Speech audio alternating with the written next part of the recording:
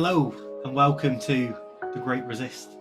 This is a new podcast with myself, Cameron, host of Alt-ernative. We've got Hi guys, I'm Alez and I run the YouTube channel It's Simply Alez.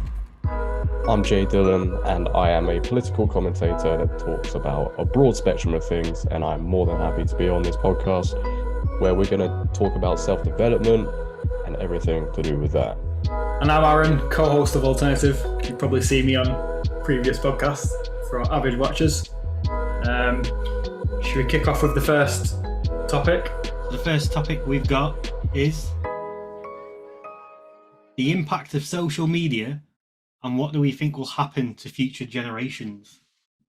So with social media, I mean, in my own mind, looking back to, I'm going to use Instagram as a prime example. Looking back to where Instagram started, it did have a lot of, in my mind, I had a lot of positive thoughts around it. Like, I didn't, at that time it first came out, I didn't look at any possible negatives. I just thought this is a great, innovative app, which is going to go a long way. Fast forward to today, and it just seems like it's the worst thing that's ever happened to humanity, definitely of our generation. I think not just Instagram, but even now, and these apps are like still relatively new, right? They're not like old. They're still like, I think we are the most connected generation and the loneliest at the same time.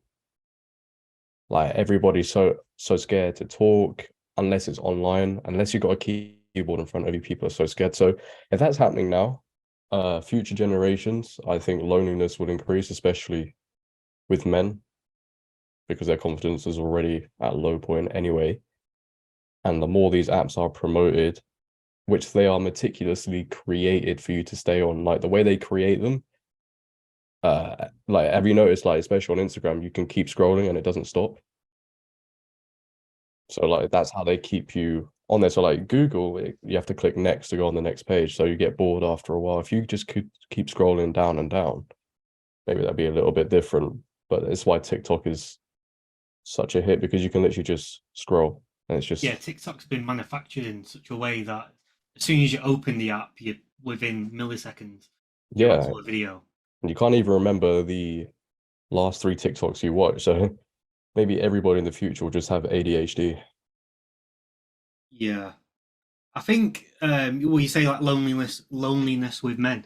I also do think with women as well, Instagram's just caused this, I don't know if it's a self-esteem problem or Yeah, do you think it's because people just put their highlights of their life on Instagram, they put all the good moments, and when people are on Instagram all the time looking through, just seeing all the friends doing all these great things, but not seeing any of the bad side, and then they're constantly comparing themselves to what they're doing in their life. It makes them feel unconfident and low self-esteem in their own life. So I actually made a video on this on my channel about the beauty standards, and actually there was even like this bill that they wanted to pass in France where like influencers had to say if they were using filters. And I actually agree that Instagram, well, I'll speak on Instagram right now, it does cause self-esteem issues, and I feel like it makes people view each other in the wrong ways, because Instagram, they just like use tons of Photoshop, they get like certain angles, and people still don't realize that, or they realize it but they just ignore it and they don't care that they have these unrealistic beauty standards. And definitely it can make you feel insecure, because if I were to go right now on, let's say, Instagram and find my old classmates and see what they're doing and seeing they're going this, they're going here, they're doing that, I would start to feel low about myself. I would start to feel like I'm the one that's doing something wrong, because I would be comparing my life to how they're living theirs. But we don't see the bad side. We don't see what wrong is going in their life, because they just glamorize the good parts of it. So that's why I think also Instagram can be, that's why I also got off it for a few reasons, but I think that Instagram can definitely cause self-esteem issues for people. Okay, I was actually going to ask if you like found yourself doing those things on Instagram yourself, but you just said you're off it, so I guess it doesn't affect you as much. But I actually think, I don't know, maybe it's controversial to say, but I actually think Instagram's more of a dating app than anything now anyway. Like, especially for men. Well, But, women, it seems like it's just a marketing tool for OnlyFans. well, yeah, and with that, like you said, like people only upload the good pictures. And no one ever sees the bad, but I don't think anybody wants to see the bad anyway. Like, when girls upload a picture of them with no makeup on, it gets less likes than when they're fully like filtered out and everything. Yeah, and then I was gonna say also is like if you're someone who posts highly edited pictures of yourself all the time and you try to glamorize everything, then if you meet someone in the real life, they're gonna be like, "Who are you? I don't recognize you." I'd rather put my personality and videos out there on YouTube than put Hmm. pictures on Instagram, you know? I mean, we've all been catfished in real life. Like, don't lie, because I have. Talking about filters, have you seen that? I think it's on TikTok. They've got an AI filter. What? No, I haven't seen You've it. I seen don't it? have TikTok. I don't No. use TikTok, but I saw a video and legit, it makes them. You can get like, I don't want to sound horrible, but the ugliest looking person, and it makes them look like 10 out of 10.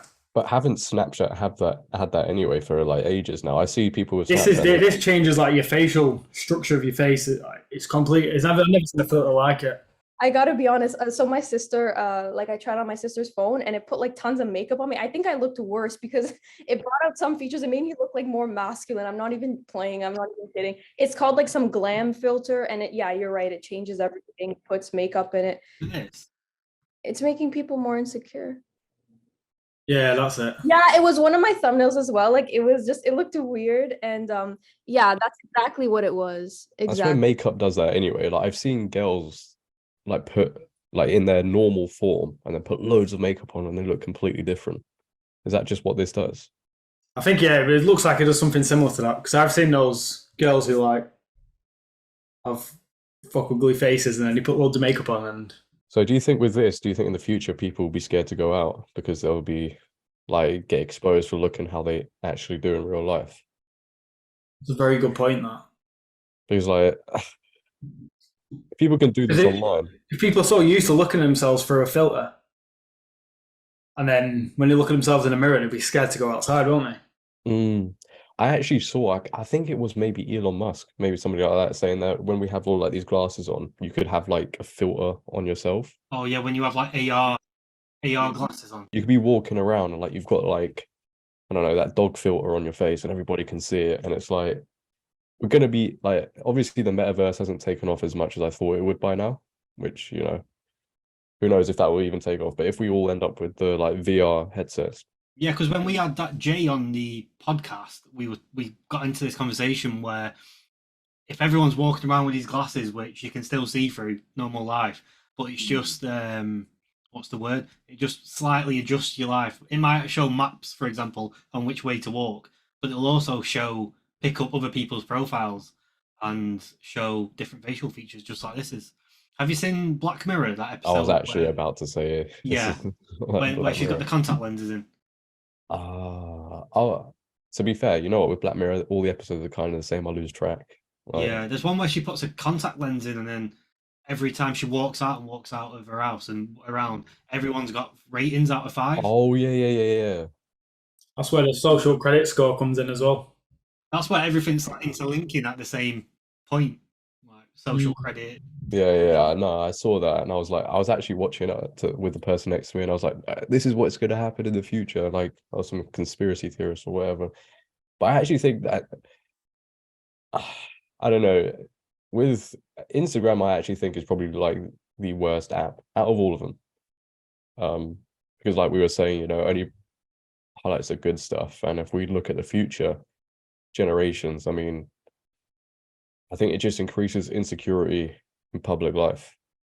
Like, I don't know what it's like in schools now, because like Instagram wasn't around when I was in school, and it was only just kicking off actually. It was more Twitter, so you know, I don't know how it's impacting schools.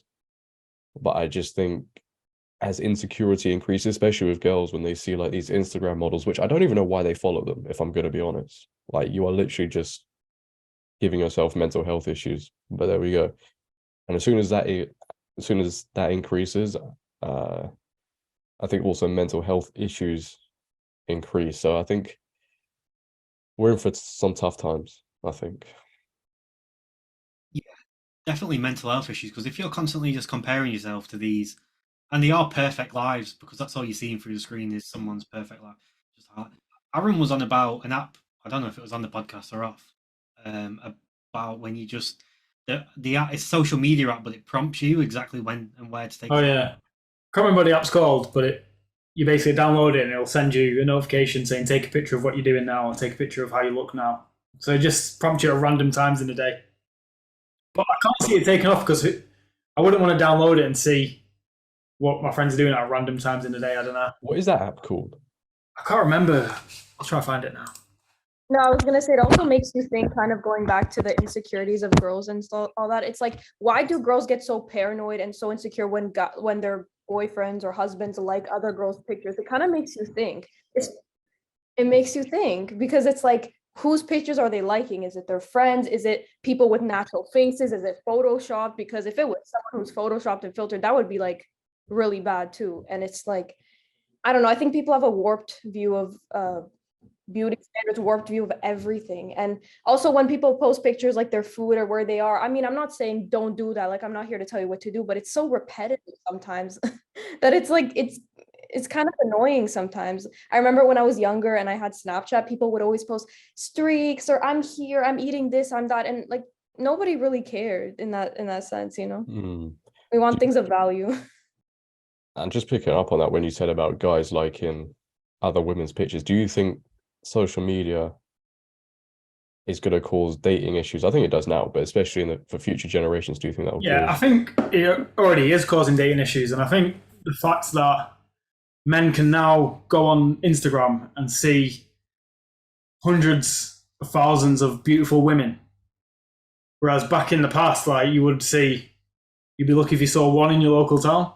Yeah, back in the day, you just take Susan Boyle and you'd be happy. Now you just see everybody. Now, like men's standards are like up here, with looks wise. But I was gonna say at this point, it's like I feel like if a girl's boyfriend doesn't have social media, she'll be like so happy. She'll be like, he's one of a kind. He's like, if he actually chooses to get off all those socials, you know. You say that, but don't a lot of girls, and I think guys do as well, but I think it's opposites on how we judge each other. Don't some girls judge guys on how many followers they've got? Because I know from a guy's point of view, we prefer it when girls have a lower follower count. I don't know if that's just me, but then girls are like, oh, he's got a higher follower count, he's more attractive, you know. So I think it's part of the whole, I don't want to call it like red pill mentality, when it's like it's better when guys are the ones that are like more desired, or like they have more experience, they have more followers, something like that, and girls less. I heard that too. Yeah, so I mean, in future, like in past generations, it was who was the strongest, fittest. Now it's like, and now and then in the future, it's who's got the most followers, who's the most digital, the strongest in the digital world, let's say. And I don't know how well that's going to work. Yeah, and when I was like a bit younger, which I know it doesn't make sense now because of the rise of AI, but I was like, you know, if I have pictures of myself out there, people can take them and like catfish with them too. Like I also thought of that too. And not that they would with me, but I'm saying in general. But then I realized now with AI, people can do it with videos, people can make you say things you didn't say. So it's like, yeah, but I think you guys get what I mean. I feel like the more pictures are out there, the more people can like modify them with things, but videos, it's harder. Well, they did to Joe Rogan, didn't they? Some a company used his voice, and I forgot who was it. Andrew Huberman. Yeah. Yeah, to market their products. Like they made up a scenario where Joe Rogan was saying beneficial things about the product on the. Did he sue them? I don't know what's come about it. It was scary how realistic the video was. But I think that's just like surface level, right? And I think then you look deeper and then you look at what's actually going on inside people's brains when they use social media. Because all it is a constant dopamine trigger. And I actually read, I don't know how true it is, it's in a book called The Boy Crisis, but I actually read that because of this, it's actually going to increase like Alzheimer's and dementia or something. And I don't know how true that is, but I read that apparently because of the constant dopamine and the increase of just like ADHD and stuff like that, that's what will end up happening. And maybe that's why people are so stuck on their phones, because the dopamine levels reach such a high level that they can't enjoy anything else. Yeah, like the dopamine baseline's now here, whereas it should be there. Yeah. So that's why everybody's so connected. Like, it's actually scary to me, and I actually do this on purpose when I go out and I go like on a train. I always look to see who, like how many people are on their phone, And I'm just sat there like I'm a time traveler, and everybody's just like, I'm looking around like, what the is going on here? You know? But that's I don't know. What you're saying as well about Alzheimer's and dementia is like backs up what you were saying earlier as well. With you can't you can't if you're on TikTok you can't remember 3 TikToks. Yeah, so I don't. Maybe there is some link there, and I think, but Because when you're actually using Instagram and TikTok, you're not really using any brain power, are you? You're just scrolling through. yeah, exactly.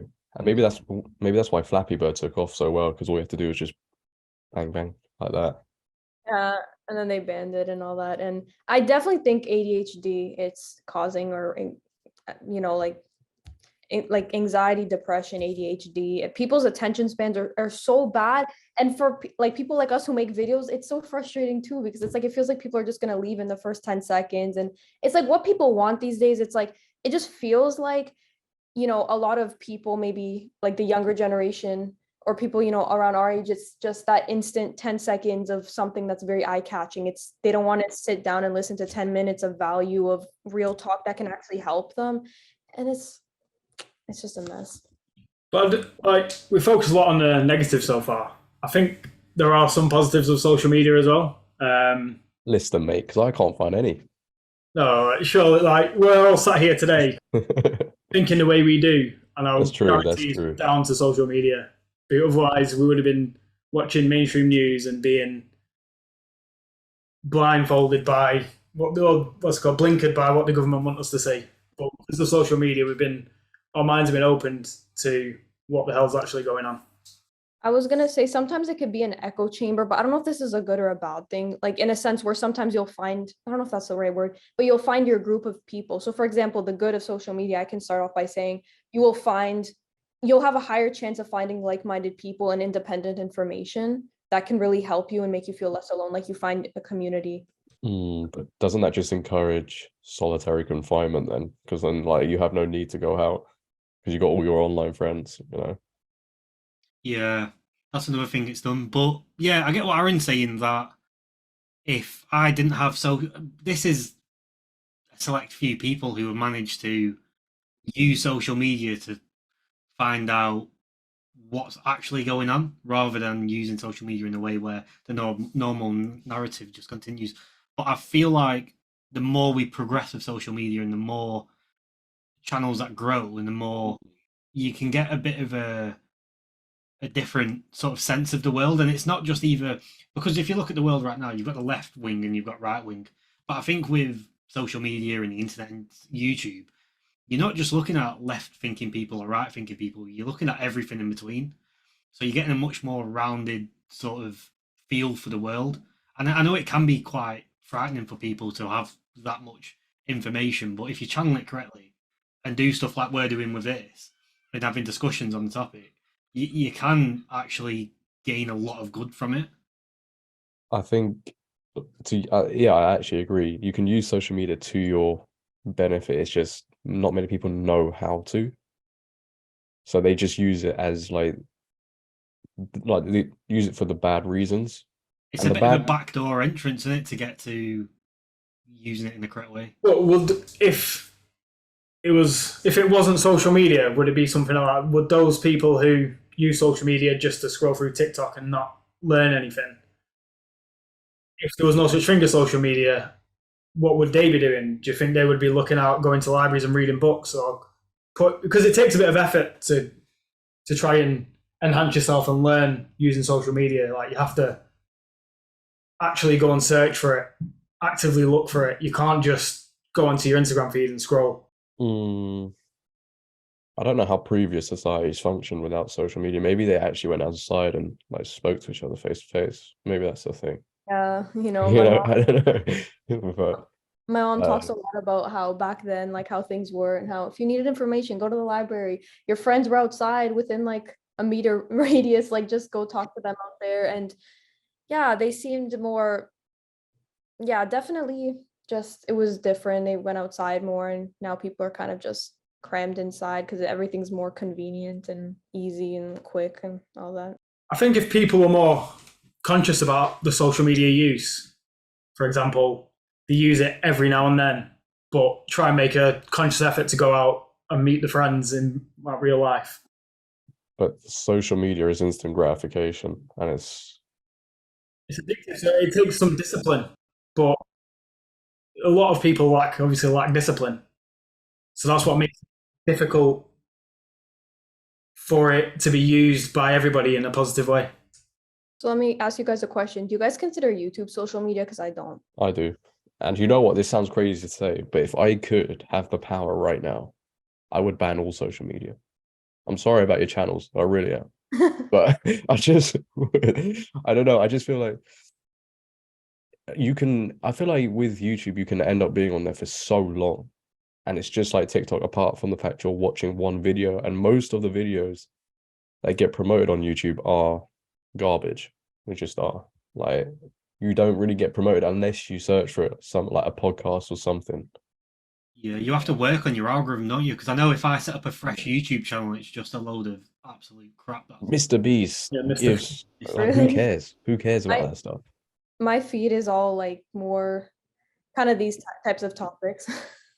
Yeah, it's these topics. Like I feel like my feed is actually useful. Like it's not some random, but the shorts, I mean, even that too. It just depends what you watch for sure. But to me, I don't consider YouTube social media because I don't know, I feel like you can gain more from it and I don't know. That's just me. That's just how I see it. I think I consider it social media, but not to the extent it's not like how I look at Instagram. I look at Instagram a bit more of like a junk kind of social media. Like a YouTube, as in you can educate yourself on YouTube, but there is still the element there where there are videos that are junk. And I deleted Instagram, but I found myself I didn't delete YouTube. I deleted Instagram, Facebook, all the like standard social media apps. But I kept YouTube. But I found myself now like I don't use the other ones, but I use YouTube a lot. Is that just a cope now because you've only got one social media app, so you find yourself just constantly on one? Yeah, that's what I think it is. Okay. I was gonna say the thing with YouTube though is like, yeah, it's social media, but you can't really DM people. You can only interact in the comments. Like, wait, they'll probably introduce that. Just wait. Yeah, they might. No, I don't know. I feel like they're just like any other social media. Like even looking at the comments, like when you watch a video and you scroll down in the comment section, that is to get another hit of dopamine, maybe because your brain. Yeah. Because I do that. I watch a couple of minutes of a video and I'm straight into the comments. Yeah, just the comments. Because your brain's like, okay, I'm bored. I need to see something else, and that's actually affected me. Like I took this break because I have overstimulated my mind, and my dopamine receptors they're not there. They're done. But to be fair, with YouTube, if I'm watching a video and I'm usually watching topics that are going to teach me something new or learn something new about the world, in my head I go to the comments to see what other people's thoughts are on the video, like extra sort of analysis on the video. Do you know what I mean? So, but it's like reading a book. Unless you actually take action from that video, you're literally just like, is there any point in watching it? It's like when you read a self-improvement book, are you just reading it just to cope? Because unless you take action on it, like there's no point really. Yeah, and like I find myself forgetting a lot. Like, but maybe it's like another reason. But even videos, sometimes I'll watch them a bit sped up, and I think that's bad for you too. Like I tend to type fast, I tend to look at things fast. So even videos, sometimes I'll speed them up, like 1.25. Not because I don't know, because it's just easier for me. But then I'm like, I think that's probably affecting me too. Yeah, because you talk at 1.25 as well. I know. I'm a fast talker. I'm a fast typer. I don't know. It's just how I am. Ben Shapiro, Ben Shapiro. Ben Shapiro. He talks quite fast, Ben Shapiro, anyway, doesn't he? I think you have to now. That's why I've tried with my channel to not talk as fast.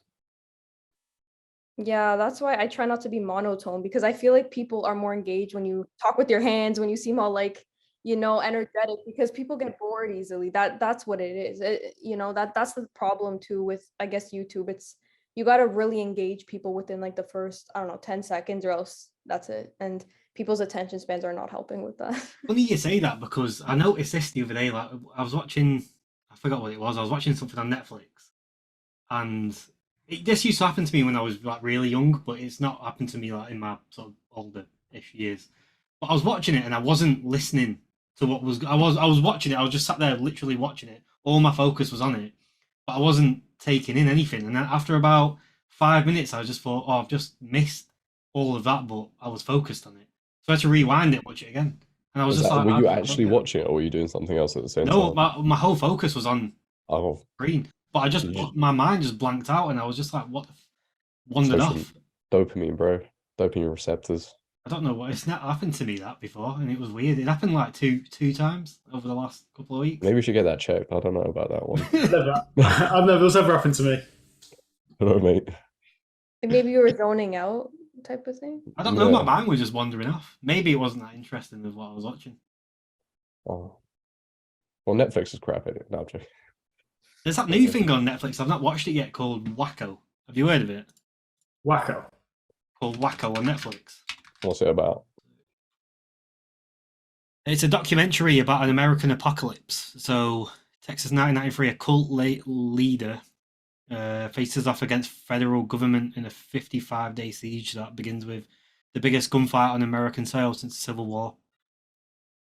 I don't know if anyone's ever heard, maybe a list because you're closer to it, but it was in 1993, so I don't even. I've never heard of this thing going on before, but that's what it's about.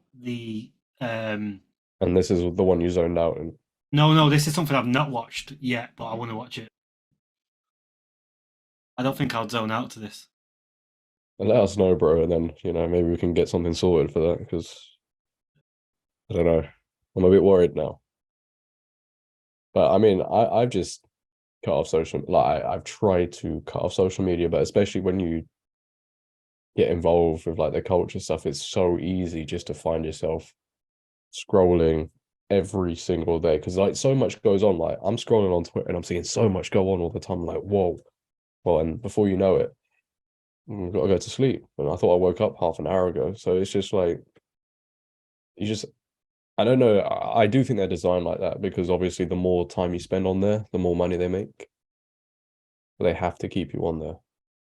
Yeah, I just kind of try to tell myself like if you keep doing this, you'll have a mental breakdown, you get all anxious, and I try to kind of limit it because it's true though, because it's if you take in all the information or if you just take in all like the negative stuff, then it could affect the way you see things. Because I also noticed like definitely our environment and what we consume definitely affects our perspective and who we're around and all that. So that's the thing also with social media. It's just, yeah, you just have to be very selective in what you watch and what you decide to do.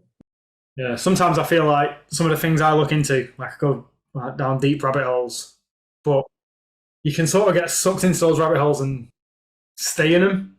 So you just like have to be like, I have to consciously like pull myself out. And Is that because you don't like the real world? Do we find ourselves going down these rabbit holes and staying on social media because we just don't like reality? I think it depends. With rabbit holes, I think it depends on the rabbit hole because I guess I might agree with you there because you're going down rabbit holes to basically most of the rabbit holes disagree with what's going on with reality today. Yeah. Is it I've never because actually thought about that before. people feel so disenfranchised now? They just want to stay online where they can create their own reality digitally instead of creating their own reality physically in the real world, because it's easier to just sit there and pretend like you're something you're not on social media because, there's nothing to stop you from doing it. But as soon as you go out in the real world, you don't matter,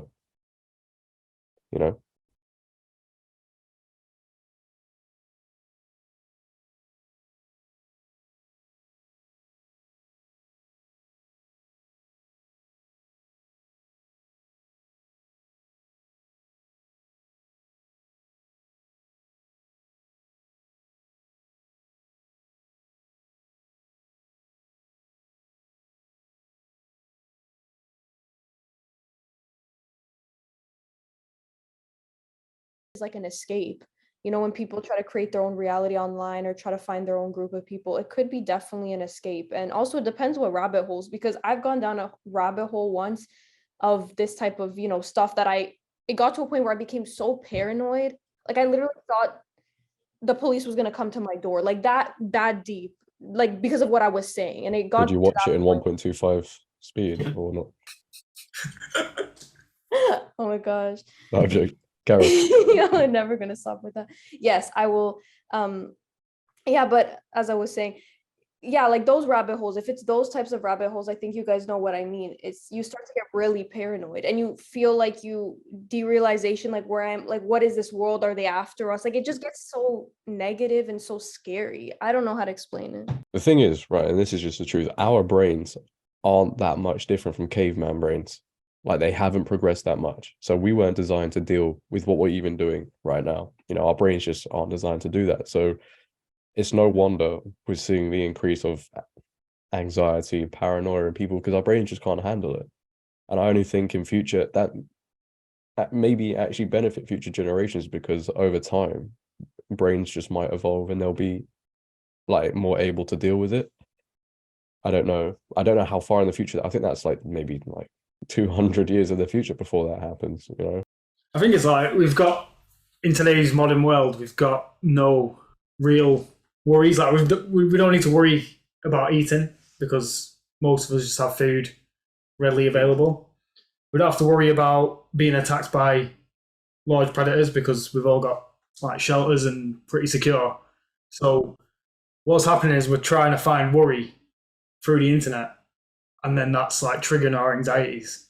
Whereas before, our anxieties would be used to try and find food or to try and escape dangers. I actually think our lives are so good now.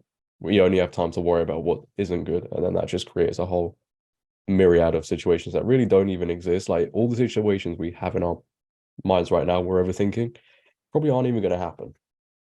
You know, Alyssa's probably worried about the police coming through the door. It's just not going to happen. Like, so I think that's what social media does, if I'm honest. Yeah, because when I went down that rabbit hole, I went into like kind of a state of paranoia, but then actually I got out of it and I realized, no, think realistically about this thing. And then it kind of helped. But yeah, you guys are right. Especially when I this is the thing I always say all the time. Why is it seems like all these things are happening in the West mainly, and then you look at the other world, but kind of like you were saying, it's just our struggles are different, and why we see people creating problems out of nothing, because it's like they want something to latch on to. You know, maybe they feel like they can't be, what's the word I'm looking for? They need to, you know, like that experiment with the mice. It's like if you put them in like the most ideal environments, they'll get each other. Like they need to feel some sense of anxiety or like fighting something. Yeah, I think you guys get it. Yeah. Yeah, I think the worst thing a parent can do now today is hand a kid a phone like very early on, because I think that also like separates the parent from the child because I don't think parents raise kids like they used to. I think first of all the government do and social media does. And I don't know, I think once you do that from a very early age, you're hurting the kid's ability to become or learn certain things, you know, because they're not doing it in the real world. Also with kids now as well, like when something's a struggle for a small child and they're having a tantrum or crying, the parent would usually just stick a tablet in front of them, and it'll probably have YouTube on or something. If we're going to call YouTube social media, then it'll have YouTube on. So they're going to grow up thinking, whenever time gets hard, let me just go and isolate myself into this little box of of the internet. Every time there's a certain struggle or they don't get what they want, they're just going to isolate themselves away from the real world more And and that's going more. to be like, hardwired into the brain because they've been doing it since they were 2 or 3 years old. And that's the next generation of kids that are coming up. So that's like when we want to talk about the future of social media and the impact. I've got a good question. Right. We all know that social media is just a dangerous thing. But do you think if you raise your kids differently to most people, you are then creating loneliness for your kid? Because if you tell them, okay, you tell them about social media and they don't use it, are they then going to experience a different form of loneliness because all the other kids are using social media? I was actually gonna ask you guys, like, what do you guys think? Should parents like really monitor what kids do? But I mean, to Oh, answer your yeah. question, like to what extent? Because it seems like, yeah, parents are very hands off now. Like they're just give their kids a tablet and then walk away, and that's really not good. And what I feel like the kids would be lonely maybe if they don't have. I feel like if you find like-minded people that will raise their kids the same way, then it might not be as much of a problem, because obviously I'm not a kid anymore, but even like I said, I've seen classmates and they're doing different things than I'm doing, but I don't necessarily feel bad about that, because then there's also the other side where I know people who are doing things similar to me. So it depends who you're around too. Yeah, like following on from that, I think as a parent, and if you want to raise your kid in that certain way that's going to sort of isolate them from the majority of children, you need to, as a parent, you need to find a community that kid's going to fit in well with, where you've got like-minded parents who are raising their children in the same way. So No liberals. what do you say? I said no liberals. Yeah, but hopefully with these communities that are growing at the moment that are thinking this way, we've seen it, me and Aaron, because we've looked into this type of stuff where there's schools that are being created now which are for these types of communities, so you can put your kid through these alternative schools, and it doesn't teach them what the mainstream schools are teaching them, which is getting corrupted day by day. I think education, regardless, is just indoctrination. But I don't know. It doesn't matter I if you think go. state education is obviously the government are going to try and indoctrinate your children into thinking how the government want those children to think. But if you go to like these independent schools, alternative schools, I'm not sure how a lot of them work, but I know they're out there, and they'll educate your child in a different way to how the state educates them. Yeah, but it's always like if you want to do things, it's like if you want to do things that are better for you and you want to do things more independently, it's always you have to spend money, like always have to spend more money. Even doctors that do more natural ways of doing things, it's just always you have to spend that money. So I see a lot of people wanting to homeschool their kids, even, or private schools, but it's just the money, it's expensive, and all that. The biggest thing for me in education is I'm worried about my kids getting involved with the wrong people, because I like who you surround yourself with. It doesn't matter what age you end up becoming that person. So like if we talk about social media and everybody's using it more in the future, then they go down different rabbit holes, more boys watching explicit content and stuff like that. That's the biggest worry for me as a parent, my son getting that addiction and a social media addiction. That's why I kind of like the idea of homeschooling. So I don't know. I don't It's know a bit of a roll of the dice as well, isn't it? If you're sending your kids to school, you don't know who they're going to end up hanging around with. So. Yeah, they might come home. You might name your son Jonathan, and he might come home the next day and want to be Josephine because some teacher's been like, you know what, actually, you can. No, I'm joking. But still. Yeah, like I have a younger sister and I get worried all the time, like what will happen. But the thing is, we kind of have a bit of a dialogue. Like sometimes she'll look at things and she'll talk to me about them, and trying to be that good influence on her, because it worries me too, because it's like, how will she end up? What will happen? But hopefully she'll kind of look up to me and I can help with that, you know? I definitely think the idea of school has changed for many people, especially with the rise of social media. People are seeing, but they know the progression from school can be pointless, like unless you're doing something that like is justifiable for you to spend that much money on it. You know, more people are like, oh, should I go to college? Should I go to university? So I don't know. I think they will have to reform the education system for it to last, because right now it's just literally you become a slave as soon as you enter, and then you go into the workforce and you're still a slave, you know. So I guess what we're talking about now kind of takes us on to topic 2, which is what role does education play in shaping the culture and values of society? I think to begin with education, just what you said there kind of sums it up. So you're treated like a slave to the system throughout all of education to end up in a corporate job where you're basically doing the exact same thing. Because if you think about in school, right, you go to school Monday to Friday, and everyone's excited on the Friday because it's the weekend. That exact same mentality happens in the corporate world. People work their ass off Monday to Friday for a promotion, same as in education, to pass your test, to pass your exams, to get into the next level, and you just live for the weekend, and then people end up getting drunk and just going all out on the Mm. weekend. I think it's designed like that though, on purpose. Yeah, that's what I mean. Education. Yeah. That's what the Yeah. whole system of life is. To Because- prepare you for the 9 to 5 life. Yeah, because they don't actually teach you. I don't know what billionaire it was, but he was like, they don't teach people how to get rich because they don't want you getting rich. You know, you've got to go out of your way to find these new ways to make money. The school doesn't teach you that. The school teaches you get a job, get into a marriage you don't like, and then just die, pretty much. You know, you've got to do your own self-development. I've actually learned more just through reading books and stuff online than I actually did in school, which is crazy. You know? Yeah, it's definitely a hard pill to swallow when you start to realize all this stuff, and it can be difficult. I feel like a lot of the times people don't know where to start too, and it's very competitive out there. But definitely like trying to find ways to be independent, which they don't want. And yeah, it's like education tells you, I saw this quote. It's like they tell you what to think, not how to think. Yeah, for sure.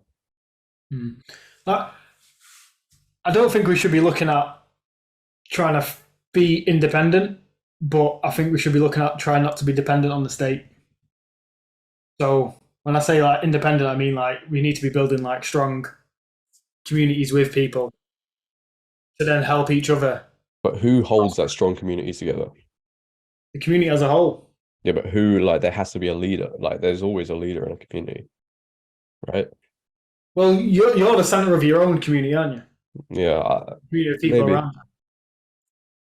I think, and again, I think that's another thing. You know, back in the day, we all used to have tribes and stuff. Now there's like nothing apart from your house. You know, neighbors don't like each other. You know, nobody gets along. So maybe that's another thing. And then you go on the internet, which is another tribe, and no one seems to be getting along on the internet. Yeah, and then you go on social media, and then you're stuck in the digital world. But then if we do want to look at the pros of it all, me and Aaron and you guys have all set up your things online on social media. And what we've got here is sort of like a tribe, which is a positive tribe, which is growing from it. It's just about how you channel what cards you've been dealt, and we've all been dealt the internet and social media. Just about how you channel it, because yeah, it's set up. It wasn't initially set up in this way, but it got sort of set up and seen that it can be used as a tool to manipulate. And we're in a situation now where it's heavily being used to manipulate. But as long as you're aware of it, it won't manipulate you, because look at us all now, us four. We could have quite easily been manipulated, gone into a corporate setting and been woke, been LGBTQ'd, but we've not. We've decided to do something else because we've channeled our energy elsewhere. Yeah, we might have been lucky because we might have come across a certain thing at a certain time which has just triggered our mind. And a lot of people aren't lucky. I think, I don't know, because it's such a hard thing, because it's like being a parent now and stuff, just imagine like in the future. Like, I don't know how I'm going to go around sending my kid to school and telling him all the stuff he's going to go through. Because I actually don't think school was as bad when we went to what it is now. You know, I think especially with guys, and then we can talk about girls and say, I definitely think schools get rid of that masculine side to boys, I think. Because in schools, you have to put your hand up and say, can I go to the toilet? You know, if you speak too loud to the teacher, you get told off, you get sent out the classroom, and it just trains you to sit down and shut up. And men aren't supposed to be like that, you know? Not only that, you get told off or shouted at or whatever punishment you get for debating a teacher. If a teacher's teaching something and you debate them on that topic, you should be what's the word? Like, that should be good. You should be punished. Like thought out this is, but I was just thinking the other day, and this goes on the topic, you know, the people that once they got told off in school and stayed the same throughout and just shut up, I feel like most of them are in office jobs right now, because it's more of a, I don't know if I should say feminine thing, but like definitely the boys who grew up and still were rebellious are doing like the labor work, you know? Like that's what I see from my school anyway. Most of the people that didn't do too well, and coincidentally they weren't the best behaved, they're all like in labor now and they're doing like building roads, construction and stuff like that. So I don't know how that links. I don't know. But I definitely think school is hard for girls as well, because I think girls in general are just in constant competition with each other. You know, they got to have the best life, they've got to have the best looks. And I think that's damaging girls' mental health from a very, very early age. Like I don't know how tribal schools are now, but I think I can see that affecting girls quite a bit, to be fair.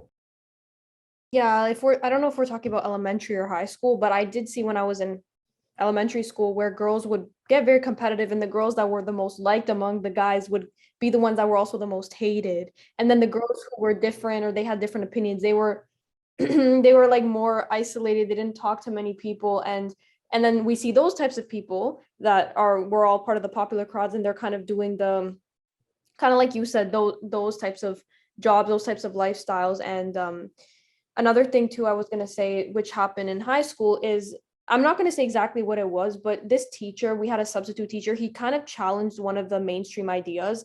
And these two kids were yelling at him, and one of the kid was started to swear at him and go up all up in his face. And then the kid stormed out, like swearing everything. I was so shocked what was going on. And he stormed out, and guess what? The kid didn't get in trouble, or the kids didn't get in trouble. It was actually the substitute teacher, because the substitute teacher was challenging a mainstream idea. And then obviously the principals, they sided with the kids because it basically had to do with like, you know, wokeness and all that. So What yeah. was the idea? What was the idea? Like what the substitute teacher said? Yeah. Oh, okay. If you guys want, I'll tell you. So the substitute teacher was trying to explain why all lives matter is not racist. This teacher was, wait, hold on. This teacher, I think, was like literally South Asian. He wasn't even white. Like he was South Asian too. And they were like yelling at him. And he was trying to explain like why all lives matter wasn't racist or something. Like I don't know. And then the two kids were like yelling at him, and then the substitute teacher had to apologize, and he was reprimanded or whatever. So reprimanded for saying the truth. That's strange. That's just the world though, isn't it? But that's the thing. Like I don't know what the curriculum is going to be like for kids in the future. Are they going to enforce certain ideologies onto kids more?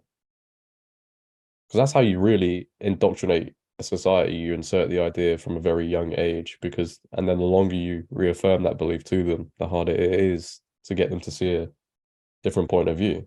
If I may add, it's like even in Catholic schools, because remember I told you guys about the Josh guy, and they actually went to protest in big numbers, but basically he was in a Catholic high school, said he believes in two genders, which is what it says in the Bible, and then they literally got him in trouble when they're in a Catholic school. You know what I'm trying to say?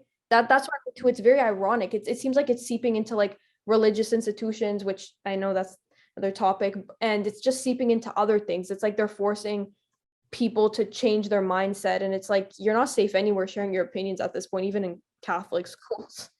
That's what I mean. Like I feel like my kid will just get into trouble a lot because he'd be like, no, there are two genders, and like that's it, you know. So it's going to be literally 1984 though, what they're doing in the schools right now. I mean, has it always been 1984? Just we're going through a different time period. Listening to what's going on in the schools at the moment, I was at school 12 years ago and I couldn't imagine any students getting like angry or passionate about a teacher saying all lives matter. No, well, I mean, it wasn't even a thing back then. But I know it wasn't a thing back then, but I couldn't see any students getting riled up about anything political because we didn't even think about politics when I was at school. That's what I mean. You can't avoid politics now; it's everywhere.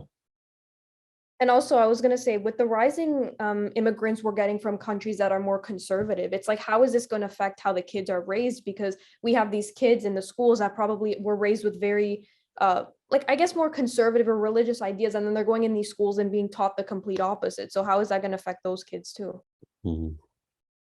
I can't speak from that. I imagine it will cause conflict in households, as is the plan, but who knows?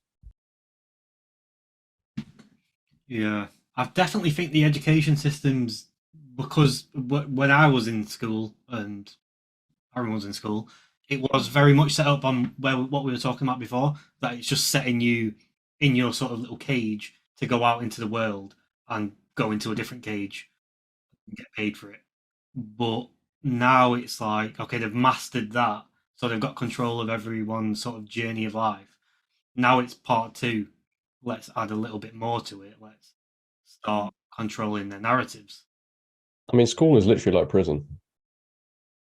Oh, that actually reminds me. I won't reveal the location, but my local school apparently, at the school that I used to go to, locked the toilets during lesson times, so students couldn't go to the toilet. Oh, really? Yeah. So like, like, what are you doing? That is literally like prison. Like, I can't imagine that. I can't imagine how wet the floors must be. But I don't know what they're playing at. But that's just crazy that schools can have that sort of authority. You know.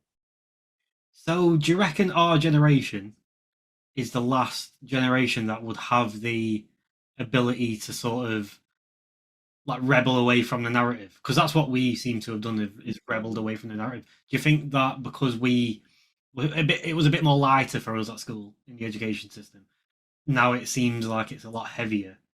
Do you think that this is where the last ones? Well, I think a rebellion or a pushback always comes from a large quantity of people coming together and pushing back against an idea. But because laziness is promoted, constant stimulation is promoted, people always have the idea now, like, oh, I can't change anything, so I'll just sit back and relax. And I actually think, yeah, you're probably right. We're probably one of the last few generations which has the energy maybe to push back, because in future generations, they're going to be pushing back against different things, which is why I think it's more important than ever. And I had this realization today: we are so close in the West to entering such a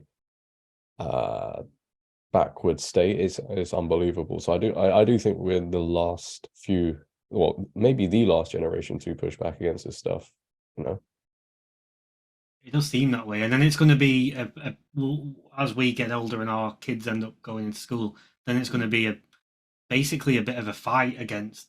Well, I'm trying to teach. If you do send your kid to a public school, it's going to be, well, public schools are teaching your kids that, and then they come home and you're then telling them, well, no, this is wrong, that's wrong, that's wrong. This is how you need to think. You're going to be in a constant battle trying to raise your child, and then your child's just not. Is going to end up so confused and just mentally unstable. I think a true rebellion, like, obviously when women come together, they can raise their voice and cause a lot of change, as we're seeing now with like the whole culture stuff, like their safe spaces being invaded by men that need, no, I'm not going to say, but I think a true rebellion comes when young men get together.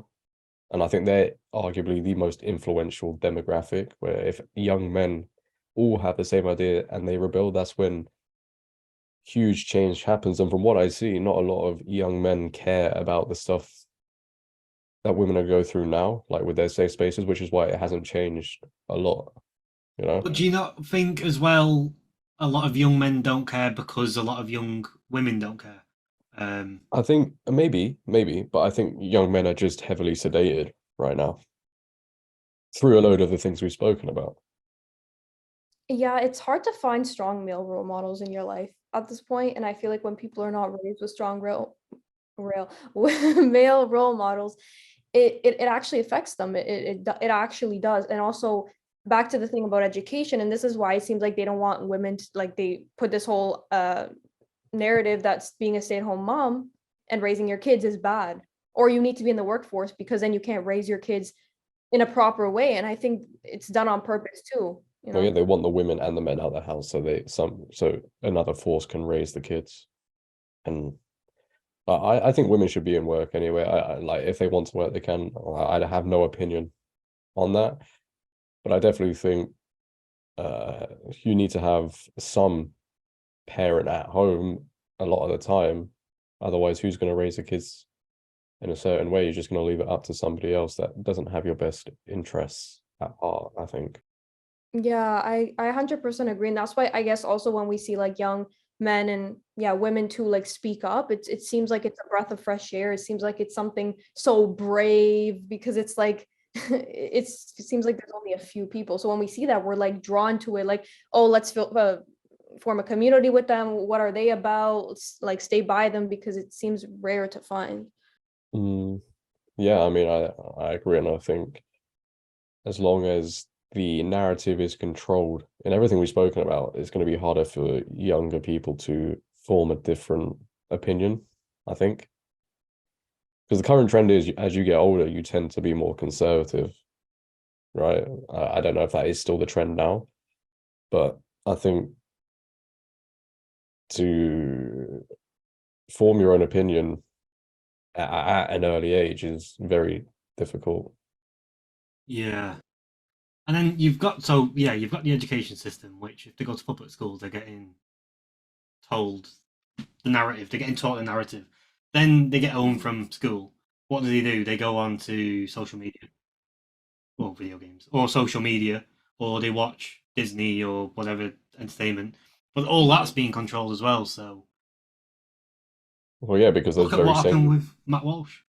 yeah, those very same people are getting employed by. So it's kind of like a system. They're like indoctrinating kids in the education system to think a certain way.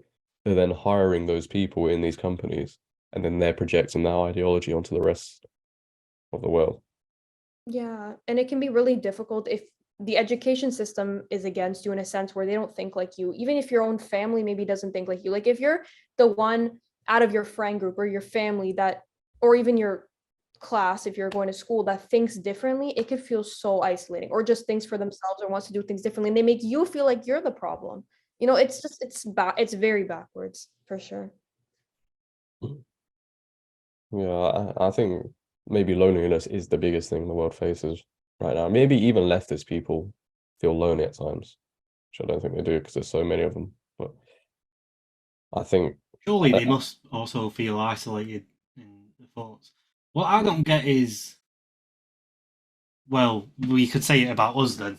Like, are we brainwashed? Because I don't understand how that many people can't look at the other side of the story or look at the opposite side of it. Because I can look at the opposite side, but I just think that's batshit crazy half of it. But what they think, that's what they think about what we think. maybe, I don't know. I feel like, see, I've always been somebody that's questioned something from a very young age, and I've always been on, like, I've always looked at it from both sides. Like, I remember when I was a kid and someone told me about conspiracy theories, and like from 14 I've looked at all this stuff, you know. So it's like, I think as you get older it's harder to have that debate with people, like especially like, you know, adults who are set in their ways, they don't want to hear a different side. So I think you've got to go through that process at a younger age to have that. Yeah, because a lot of us or a lot of people like this have been on the other side. Maybe not to the extreme that we're seeing now, but have been on the side where they thought that people like us, like if we were on this side, people like us were crazy or didn't make sense, or oh, they're ist this, they're biased this, but then you realize it. So, with that side of things, or you know what I'm trying to say, it's like, yeah, they can't put themselves in other people's shoes. And that's why I think a lot of this is a mental health problem, like genuinely. Like I think a, a lot of stuff on the leftist side, to me anyway, doesn't. It seems to lack a bit of common sense. When I say a bit, that's saying it nicely. But it's like they try to be accepting of everybody, but how can you be accepting of everybody when all cultures don't accept everybody? So, for example, when the World Cup was going on in Qatar, how can the leftists complain about the Qataris not allowing the rainbow flag at the stadium because it doesn't agree with their ideology? How can the leftists then say they're wrong because they're in their religion? It says that they can't, like, homophobics against the Islamic religion. Well, how can they accept them and accept gay people? And it's just it just makes my head go like, whoa, like, how can you try and accept everybody when everybody doesn't accept everybody? A few words, it's just a lot of hypocrisy on that side. I've noticed tons of hypocrisy and like inconsistency with arguments and all that. Yeah. I mean, I don't even think I need to give an opinion on that. I feel like I'm just going to give the same one. Yeah, but if that group was set up with more solid foundations, then there wouldn't The actually be a foundations are built problem. on lies and distortion and false That's the thing. realities. If Yeah. it was built a bit stronger and on real foundations, then we would then feel included, having our opinions. Well, I never feel included on parents that want to change their kids. I don't know about you, bro, but that's I don't know about that one. But it'll be one group who would listen to each other, and then we would be able to have them debates. But we can't even have them debates. I've seen them on YouTube when they try and have them debates, and it just ends up in a fucking like an argument and horrible. Yeah, because everybody thinks they're right, and it doesn't matter what side you're on. Everybody thinks their opinion is the right opinion. I think maybe, and especially with I feel like with leftist side, they tend to be more emotional. So they let their emotions get the better of them, and like leftists want to get rid of the idea of stoicism. So you just react instantly with your emotion, and everybody's crying. That's what I think, and that's what I've noticed as well. With the channel and making certain videos, I've become more grounded and stoic. So maybe that's another correlation there. And then there's these other sides of people saying that, oh, it doesn't even matter. Like, oh, this doesn't matter. Like, who cares? People can do what they want. Or, oh, don't focus on this. It's just a distraction. So then there's other people looking at it from an outside perspective. And they're usually the ones that kind of, I don't want to say they don't think about things. They kind of just, I don't know, live life the way I guess an average person would live. And then they think we're the ones that care too much. Oh, we're grifters, or, oh, like it's just a distraction. And then you have people like that as well, like that side of things too. To round up topic 2, like where would you see the future of education going, and what is the answer to people who don't want to put their kids through the education system? I think it's going to take, I think I was reflecting a lot these days about just everything, and in terms of just everything happening, because basically the question is, we know what's going on, what do we do about it? And I think it's going to take people, and the social media can benefit us to actually come together for real. Maybe they'll have to make some sacrifices, maybe they'll have to spend money, I don't know, but they'll really have to stay together and become like an army type of thing. Because I think the problem is a lot of people are awake, they know what's going on, but they're not doing much about it, which I don't blame them. It's difficult. I'm even so lost in everything too, but maybe they're waiting for someone to just come save them, but it's just, I feel like people are really gonna have to be like back then, where people were really strong and actually form communities, do something, travel if they have to, like things actually have to physically be done, unfortunately. Yeah, and personally, I think the way forward is to have this alternative schooling, which isn't. It's obviously going to be hard to set up, as Alice said, because of the finances of it all. But obviously, if we're to set up, so let's say we grow a community, and we've got enough people to be enough teachers, and we manage to set up a community where we want to open up an alternative school.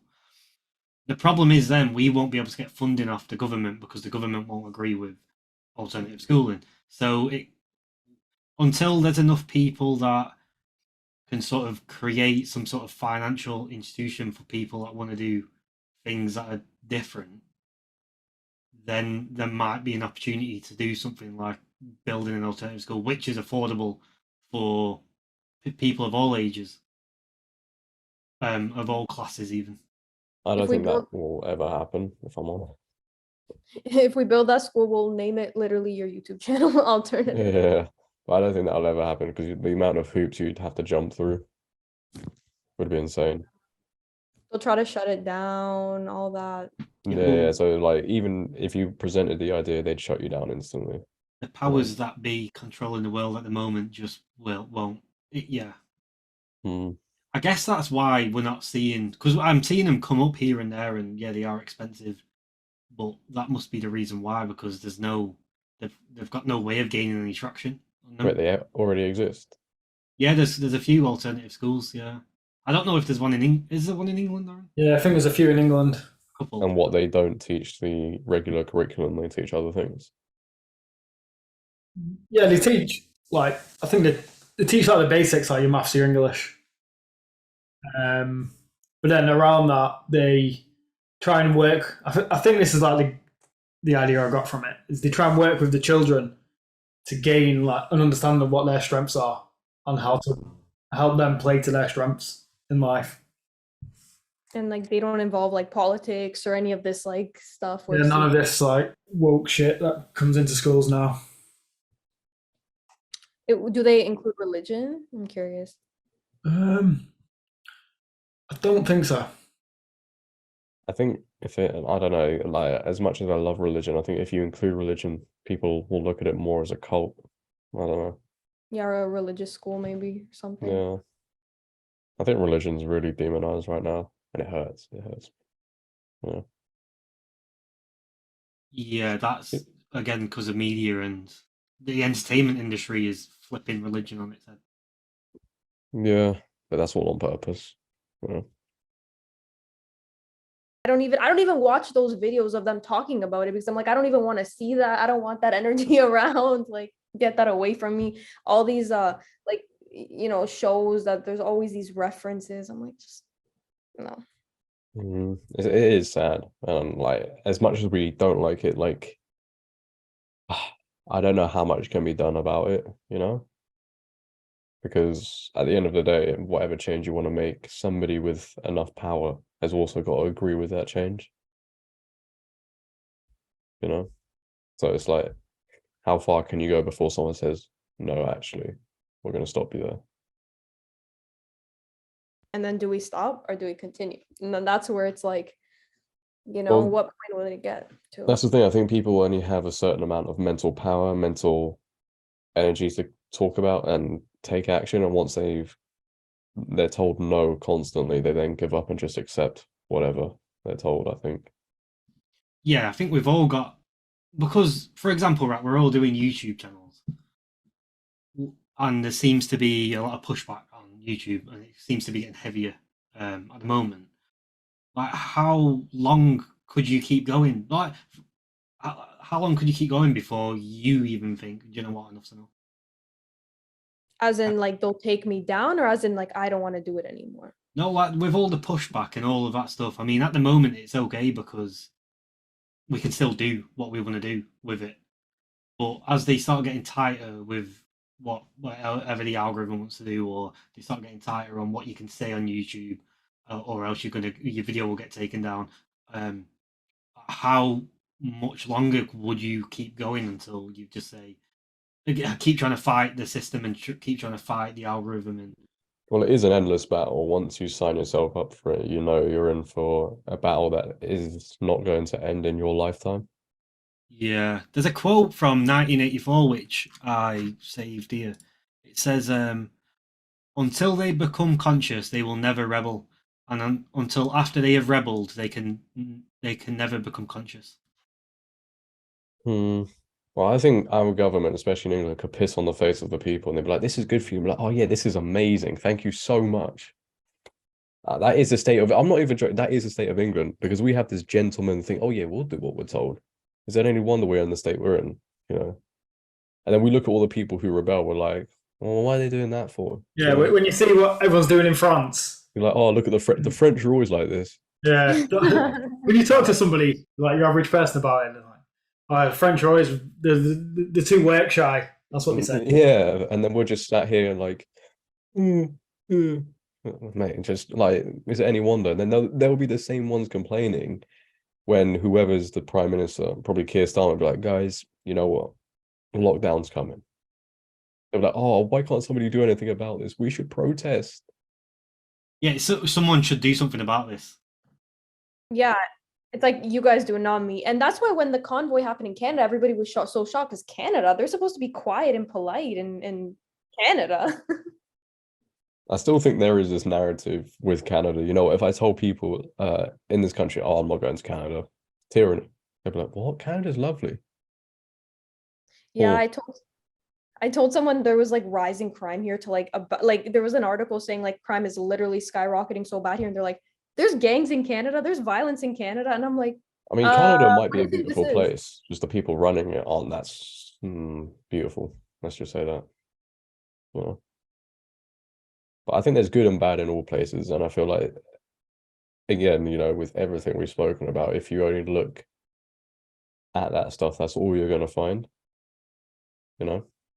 So I think social media controls how it controls the narrative. It controls the way people think. It controls the way people view things. You know, and I think it's up to you to decide how you view the world, and don't let these apps distort the reality for you.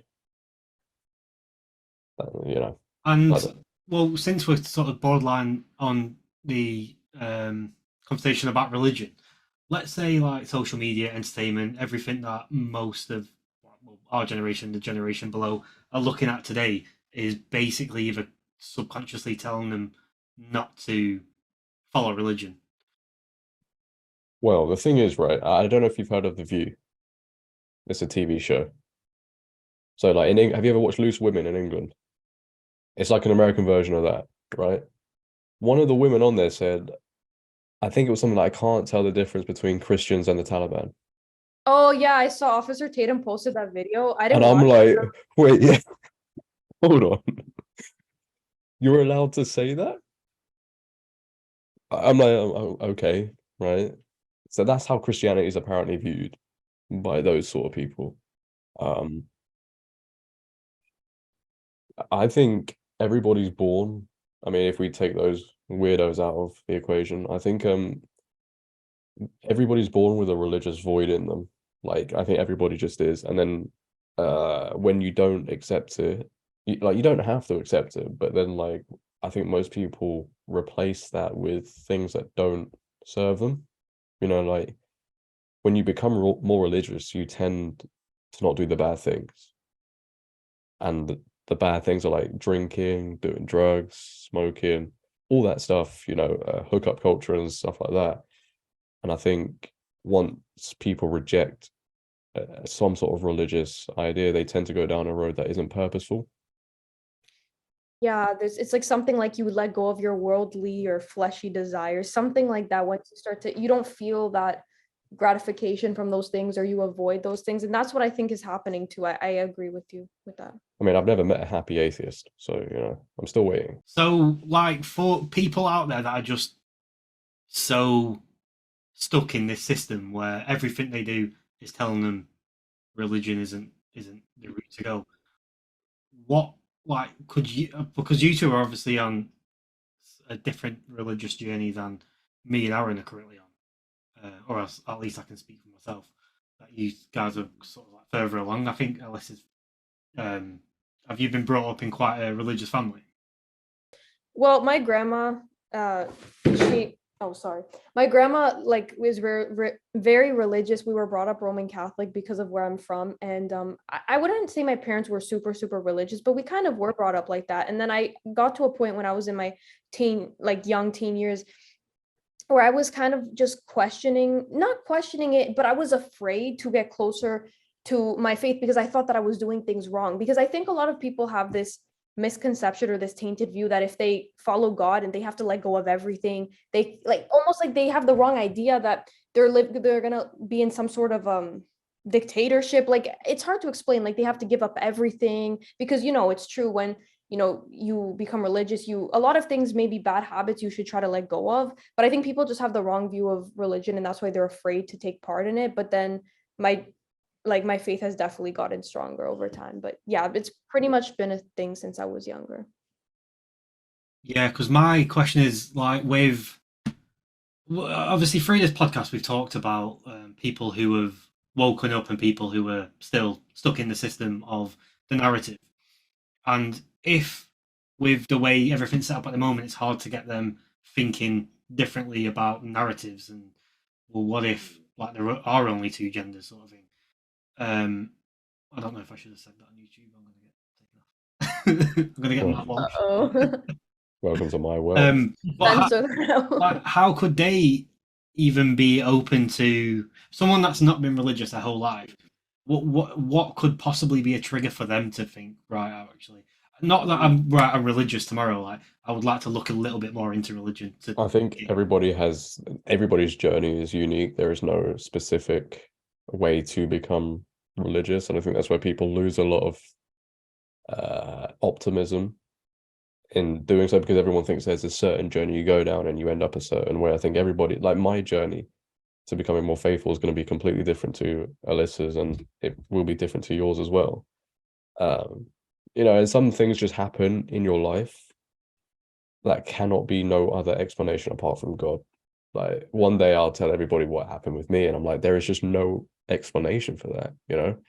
Like, one thing that got me sort of more interested in religion and more sort of accepting of religion and more, because before I'll admit I was an atheist. Like I didn't think there was a God. I thought when you die, you're dead. But over this past year and a half, looking more and more what's going on in the world and seeing how much evil there is out there, it's made me think, actually, if there's that much evil there, then there must be some There's good. always an equal opposite force. Yeah, which that's what sort of got me interested more into religion. You took the words out of my mouth. I was literally going to say exactly that. And I was also going to say, maybe with these people who don't believe in God, they like the evil that we perceive, they think that it's normal. They think that's just human nature. There's a scientific explanation. Like, because when we see this stuff happening in Hollywood, that's evil. They think, oh, it's some symbolism. It doesn't mean anything. And that's why they don't believe there's like a good force or a good side. But definitely, I think kind of like what you said, once you start to see the evil, you're like, there has to be a good. And someone even said this, and I'm not going to get into detail because I haven't researched it, but they've proven like God in some DNA sequence or something. I'm not going to, yeah, I don't know about it, so I won't elaborate, but there has to be, like you said, there's some things that have happened where there's no other explanation for sure. I think when you look at the world, Western society, anyway, when it's heavily promoting degeneracy, it's hypersexualized. People like Sam Smith are given the stage to dance and worship the devil. It's like, well, why are they given that stage? Why are they heavily promoting it? Because if you sing a song about Jesus or God, are you even going to get on the radio? But no, if you say, oh, I'm doing something unholy, they'll push you everywhere. So it's obviously, which then you can look at it, they're obviously scared and fearful of people adopting religion. They don't want people to do that.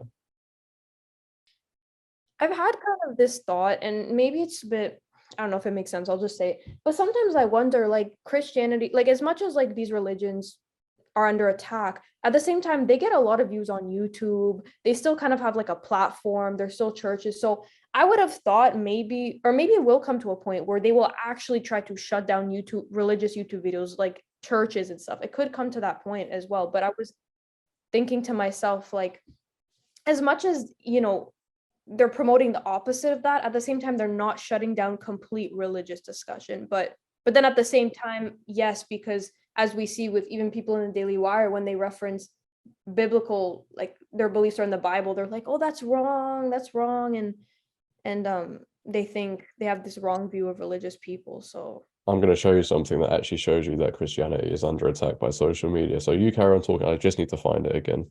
It's actually insane.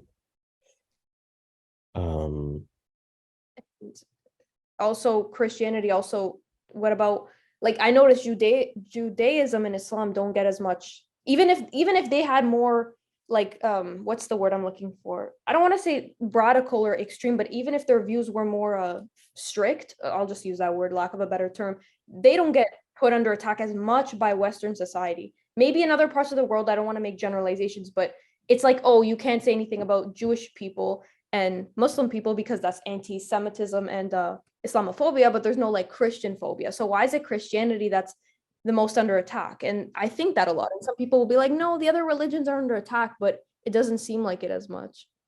From my point of view, it seems like Islam was on after sort of like 9/11 stuff like that. Islam was under attack, and then it just sort of phased out. But it leads me to believe that there's narrative behind it because they're sort of packing up in them Middle Eastern countries now. Anyway, the government's invaded them countries. They are starting to pack up in them countries, so they're moving on to the next narrative. They've sort of exhausted that one out. Yeah, because I have had like Muslim friends as well, and they have like the belief about God is very, very similar, almost the same, but they're also very strong in their views as well. So definitely these religions that have these very strong values, it seems like they want to just attack them. Yeah, I don't really subscribe to any religion, but from looking in from the outside, it does look like Christianity is constantly being attacked, whereas the other religions aren't being attacked as much. Mainly so in pop culture. Is it because it's the main? Well, it's supposed to be one of the main religions of the West, you know? So I don't know. And I mean, if they did attack other religions anyway, there'd just be a huge backlash. I think Christianity has been attacked for so long; it's kind of like a normalized thing now, and it's kind of made like a joke. Like, even if my private life, if I tell people I'm a Christian and like, you know, I praise God, some people laugh, and it's just like that's how normalized hating a religion has become, you know. But if you're like your pronouns, you know, you wave the transgender flag, everybody celebrates. Wow, that's so true.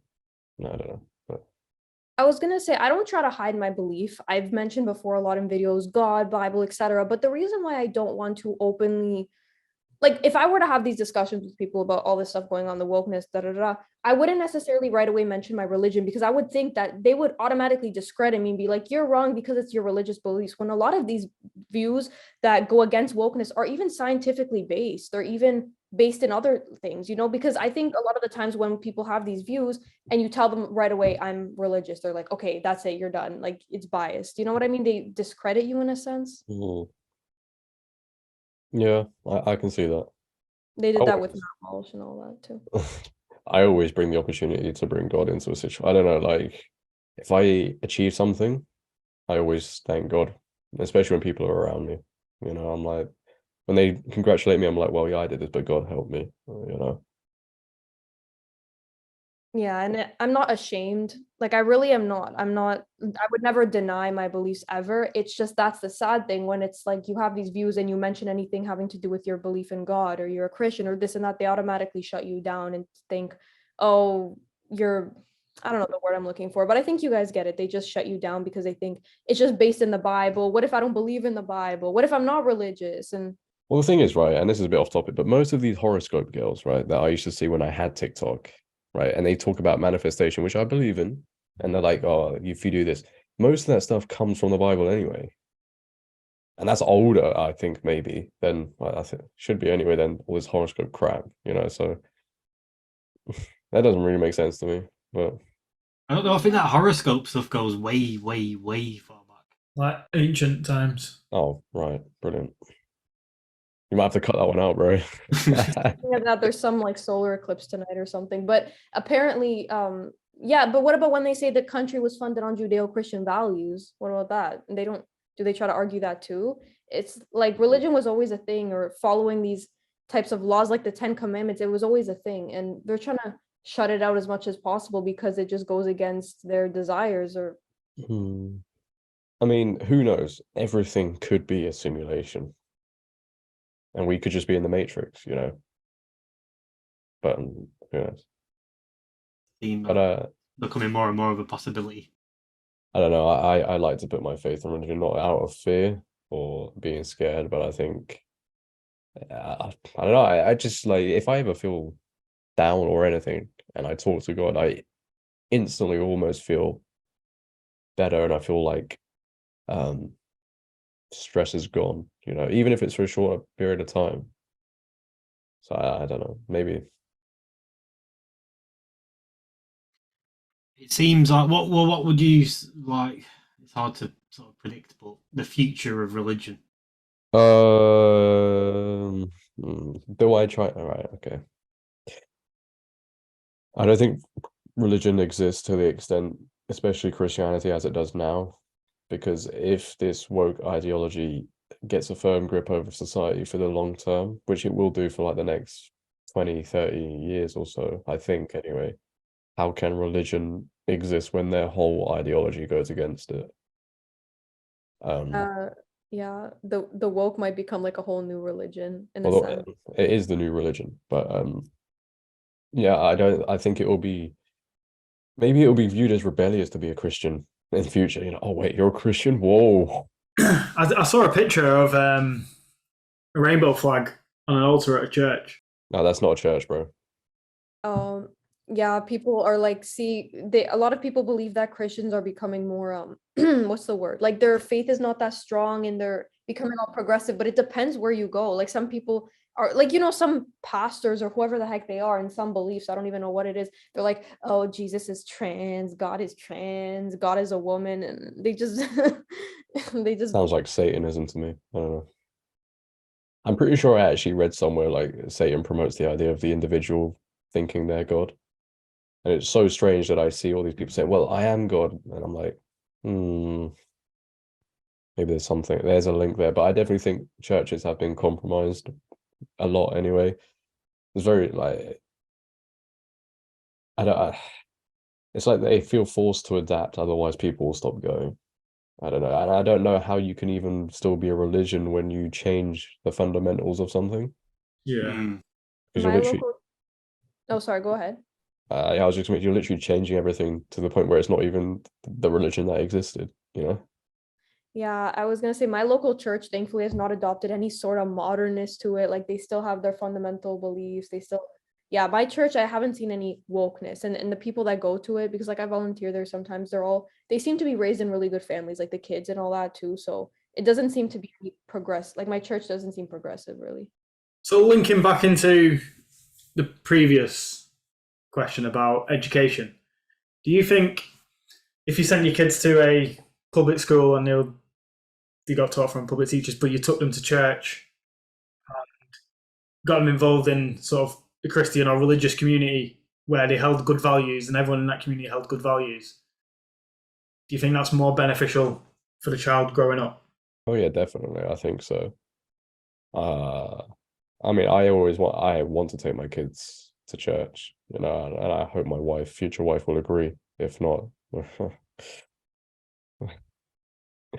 no, yeah, I think it's good for kids. I do. It promotes a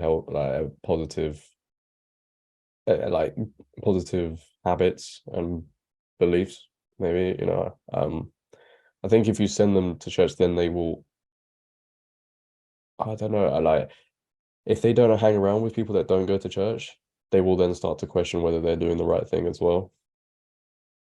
If you take your son or daughter to church, or even if they're, you know,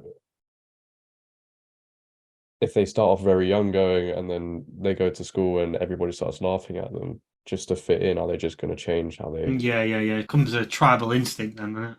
Yeah. So like that's another thing you're then going to have to, and that goes back to making sure your kids are surrounded by the right people. Yeah. Also, what I have seen just through life, I know it's not obviously everyone, but I've seen it quite a fair amount. Is people that were brought up in religious families sort of went through that, what would you call it, like a rebellious stage through their teenage years where they're not religious, but obviously through life experience and what life throws at you, say in their early 20s, around early to mid 20s, around where I'm at now, I'm seeing more and more of them people who were religious and not religious have then gone back to being religious more. So fundamentally, like bringing it in from an early stage, could teach them fundamentals, which they can still, even though they might go ahead and say they're not religious or they don't have faith, it's still in their subconscious, in the back of the mind. They do know they're just saying that because of what you've just said about trying to fit into different tribes in school or within who they're around. Yeah, like I went to a Catholic school for 9, 10 years of my life, and we would pray and all that. But I mean, I don't want to judge people, but I don't know how religious these kids really were, because some people get thrown into Catholic schools because they're sort of semi-religious, but they don't go to church, they don't actually believe in it, and it's kind of like it feels like they're kind of losing their meaning. But yeah, you're right, like we go through these periods when we're younger where we're kind of questioning it for different reasons. And I also see people, you know they they'll wear like cross necklaces but then they'll be doing all this bad stuff that kind of goes against their religion. OnlyFans. Yeah, or they'll be, you know, smoking, talking about guns, and it almost feels like it's like some sort of fashion thing for them, like they're trying to show it off, but then they're going completely against it. And I'm not here to judge people, but it feels a bit disrespectful in a sense, because it just makes it seem like it's a whole mockery. Like this religion, Christianity, it's all loose, you could do whatever you want, and I don't know. I definitely agree. Like I went through that stage as well when I wasn't brought up in a religious family. I just had this religious belief, and I think that was my elementary school. I don't know what you call it in Canada, a primary school.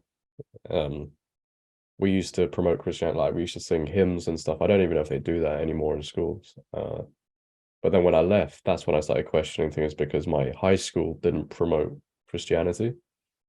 So I went through that whole process of questioning things, and then I actually didn't believe in God at one point. And then it was only till my late, I'm not even late 20s, but like I got into my 20s, and then I started to find my faith again. I feel like everybody has to go through that period, maybe. I don't know. I would love to not have gone through that period, but I feel like going through that period also helps you grow. I think there's also a bit of a conflict within the Catholic schools, and even, well, Catholic schools, because it's like they want to be inclusive. Like they're kind of like, okay, we want to stay true to our beliefs, but I feel like we're kind of pressured to put up like pride flags, for example. So what do we do? Like I feel like Catholic religious schools, or I'll say Catholic for now, they're kind of they're in this like predicament, because they want to stay true to like their beliefs and stay true, but then there's this pressure from like the media, the government, the outside world, that's telling them do this and that. And that's where kind of like the Josh Alexander situation, we get into these situations too. Yeah, I guess I have no idea what schools are like now. So it could be the same where you're not allowed to say certain things or whatever. I don't know. Probably is, you know. Yeah, that's true. Actually, I don't really know what school. I only know what's going on in school from what I see on YouTube or on social media. I've not actually talked to anyone. I'm trying to think if I've got any family members that are in school right now, but they're not. So I can't even speak to really anyone. Well, how old's your sister, if you don't mind me asking? She's 13, and she is, yeah. So okay, for example, let's say, because she's going to go into high school, and and it'll be the same when I went to. So let's say that high school. I mean, I don't exactly know, because she's not there yet. Like what she's doing is a bit different. Like they're not really involving any. I mean, they're still talking about like diversity, all that stuff, but in terms of like, for example, the high school that I went to and the one she's going to, they have like a gender GSA, like gender sexual alliance club, something like that. They're all about promoting diversity, inclusivity. Even colleges and universities here, it seems like that's their main goal. They're striving to promote this diversity, inclusivity. I don't know much about like this affirmative. I know this is kind of going on separate, but in terms of just an affirmative action, I'm not exactly 100% sure, but definitely in terms of religion, the high school is not like a religious high school, but yeah, they don't mention anything about religion at all. They do a land acknowledgement, like we acknowledge we're on the lands of, and then they talk about like the First Nations, but there's never any religious mention. There is religion courses, but there's never a mention of it at all. It's kind of like what you see in the US, I think. I was just gonna say, it's so backwards when I just sit down and think of it. Like, how are we the ones that are bad? It doesn't make any sense. It's like people with the good values, or let's speak in general, people with the good values, people who want to do good, people who want to accept reality and science, and who want to, do things that are proper. It's like we're the crazy ones. That's how we know we're like living in a backwards timeline, and this has to be like a test or something. There's just no way. The good has become the bad has become the good. It's like, how am I living here right now? How are we? I'm telling you, it's super cool. It's just. I think it's all done on purpose. That, I think it's done to make you feel like the crazy one, so you end up just going back and agreeing with everybody. Because nobody likes to not feel included, because we're just tribal creatures, So I think people would rather just go along with what they're told than have their own opinion. And most people's opinions aren't even their own. you know, you ask people, well, where did you get that opinion? Oh, I don't know, I just heard it from somewhere, you know. Hmm. And then just reverting back to what we were talking about at the beginning of the conversation, where you were basically saying, I think Josh was talking about like how lazy people have become. So to actually try and figure things out yourself takes more energy than just to say, oh, do you know what? I'll just go with what this guy's saying. Yeah, and you know, they don't see it, but comfort is the killer of man and woman. You know, once you adopt that comfort, you lose your soul. And I think I heard this in a Jordan Peterson podcast. I don't know what they were talking about, but it's like if you stay in a position, you'll lose your soul. Whereas if you go out into the real world and make something of yourself, you might lose your body. So Uh, what's the quote? Hard times create strong men create good times create weak men, and weak men create hard times. we have the weak men creating hard times right now. I I guess maybe, another thing is people also, hold on, what was I gonna say? Sometimes I consider just moving away from these like Western type countries and just going somewhere like in Europe or somewhere else where it feels, the way they live over there in these European countries or even in other countries, it's so different than the West. Like I have a hard time explaining it to my friends who live overseas, but it's such a different like way of life. It's a different, just different. I feel like it's because I've been to Europe like many times and I feel like it's just more relaxed there. It's more, I feel like more of a sense of community, or maybe it's because I went to more of a small town, but I feel more sense of community. It feels more relaxed. It feels better. I think it's More because those European countries aren't the richest either. So like when you're closer to that survival line, you come together more because you have to for survival. It's not like, you know, they're on the streets or anything, but when you're closer to that survival line, you all come together. Where in these countries like England, Canada, America, everything's so good. You don't need that sense of community because you just think about yourself. Yeah, I get what you're saying. I feel like them European countries that you're talking about are kind of at like a good balance of they're not too sort of poverty stricken, but also they've not got that much power that it can go to the heads. So they are quite balanced. They have a quite a balanced way of living. Whereas if you go to the powerful countries, well, you can just see for yourselves what's going on. But then if you go to the poverty stricken countries, they're probably not the best. I think another thing you notice when you go to those European countries is they're a lot more religious and family orientated as well. Italy. Yeah. Apparently, like for example, even though we kind of have it good here, even things get expensive too. Like apparently there was 1.5 million visits to food banks just in March here in Canada. So it's like things are expensive here, and it's like we have our basic needs in a sense because Just of change the your way name to Ukraine. It's fine. We get loads of money. the system is. But yeah, and definitely in Europe, it's just, or when you live in other countries, like your struggle is different because yeah, you're fighting to survive, you're fighting this and that. And I mean, I guess I was thinking of like this small town in southern Italy, but definitely there's more of a sense of religion and community and family. And I think because a lot of people share similar values, because once you start having different opinions everywhere, it becomes all messed up. Like what do you follow, what do you not follow? And it's good to have different opinions, but sometimes we can run into problems like this too. That's what I'm saying. Like they share more fundamental values in these like countries and small communities and towns. I think what that all comes down to, and maybe I'm wrong, but I think it all comes down to the destruction of the nuclear family. Once you get rid of man, woman, child, that idea, and you shame either women for not having kids, and then you know you beat down men, which then inadvertently over time, that makes sense, gets rid of the nuclear family. Whereas these communities promote that sort of thing.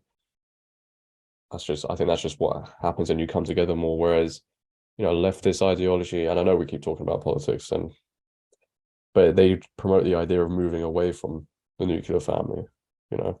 Yeah. When I think on one of the other podcasts that I think Aaron, you said it once, where how humans were in the past, like ages ago, is they would have kids, and like the brother will have kids, and then their brother will have kids, and these families like are the community, and they grow up, and then the ones that grow old get looked after, and the cycle just keeps going. Obviously, that's happened, and it's happened on scale where there's like so many people, but that didn't get kept. Like that sort of smallish community sort of feel should have. No one identified it, obviously, and we just scaled massive as a world, and definitely in the West, as Western countries, and no one kept them small communities together. So hopefully these European countries who are doing better because they don't have the amount of power our countries have in the West, hopefully they could learn a thing or two about where it sort of went wrong for us and try and, well, it seems like they're doing anyway, and trying to keep families and religion like you've just said, but hopefully they too don't just follow the exact same footsteps as the West. And Oh yeah, it's like those countries are great, but how long before they start to follow the moolah, the money, because that's what it comes down to at the end. yeah, and as much as they might say or might feel like they wouldn't ever do that, you need to see them in an actual situation where they've got a chance to get the money, because I'm pretty sure they'll just. Yeah, like some countries are becoming really westernized. Like in Italy, for example, like Italy, I would say is one of the countries in the world where they have really strong family values, religious values. A lot of the modern teens, or like the teens now, they're like rebelling against it. A lot of singers and in Italy that are getting famous are just, one of them was this guy who was making a mockery and pretending he was getting baptized, and they're starting to kind of rebel and do more like Hollywood type stuff, like rebel against it. So yeah, this stuff can definitely seep into any country. Shall we call it there? Maybe we can call it a day there. Yeah. Welcome to the Great Resist. Right, thanks guys for listening. Cheers, guys. Thanks, guys. Bye. Bye. Thank you. So what you could do now, edit that out and just have a fade. Boom. That's what I would do.